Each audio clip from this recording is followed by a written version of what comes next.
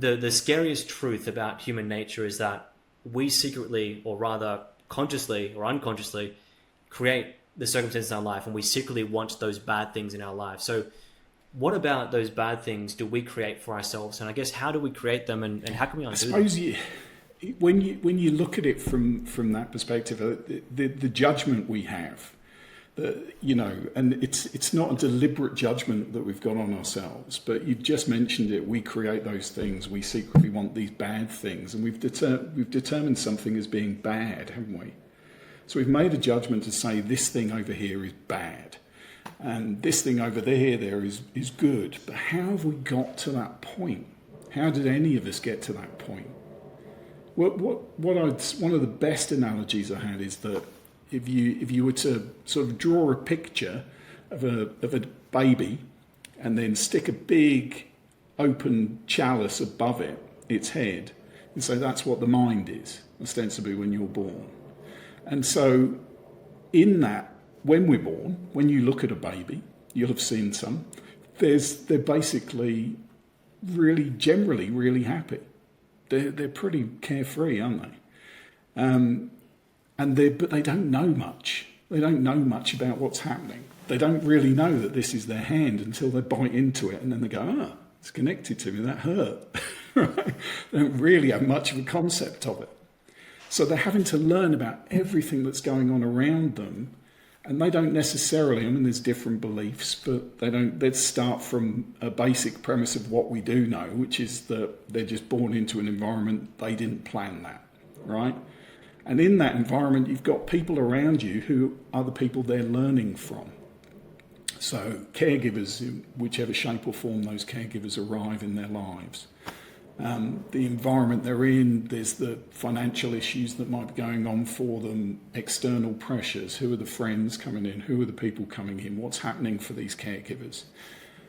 You've then got whatever religions that are in their lives at that stage will give them rules, they'll give them an understanding of how the world works, they'll give them an understanding of how they work. And all of those sorts of influences are there, including school, including, friends and stuff that we meet, that parents' friends or caregivers' friends.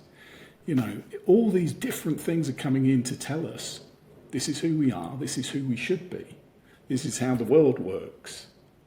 And television does that, and books do that, and everything. So that's how we develop our sense of who we are.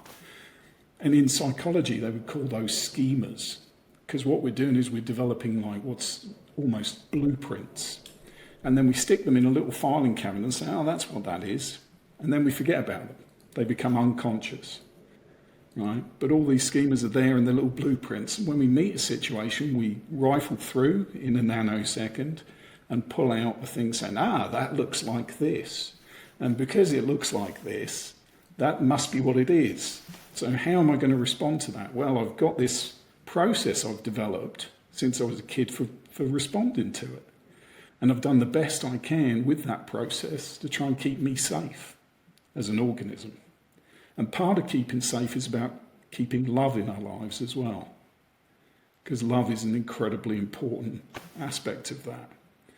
And if we take children away from any sense of love, what we tend to find is that the children will die. So they need connection. So connection's massive. And so what we tend to do as well is we tend to hide who we truly are. And we hide who we truly are so that we can maintain those connections. So there's bits of us that are alive and we're joyous and we're doing stuff that we want to do. And then as we develop our critical faculty around the age of 7, this sort of the frontal lobe bit, the bit to actually make these logical decisions, when we get to that stage, suddenly we start to become really self-conscious. And then it's little things like, I shouldn't really do that, should I? I really want to though, but I shouldn't do it. And so we develop all these strategies, and our nervous system is responding to those strategies.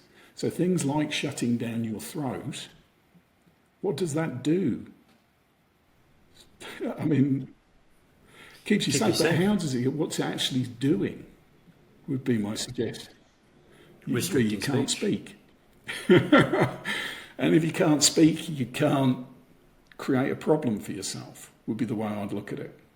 And because you can't create a problem for yourself, actually then I'm keeping myself safe, aren't I? And as a consequence of that, an early, idea or understanding of what is unsafe has led to me deciding that if I actually shut up, if I keep my noise down, if I don't speak, I will be safer. I can't be exposed, because if I'm exposed, people find me out, whatever the reasons are. Now, that's not true,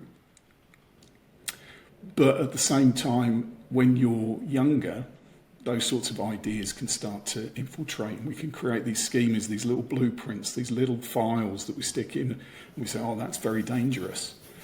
And that's a survival mechanism, Luke, but most of the time it's not accurate. The information we have to make those decisions isn't accurate. Thank you for watching this episode of the Getting Mental podcast. If you like this episode, then you'll love this one here and this one here. Check them out.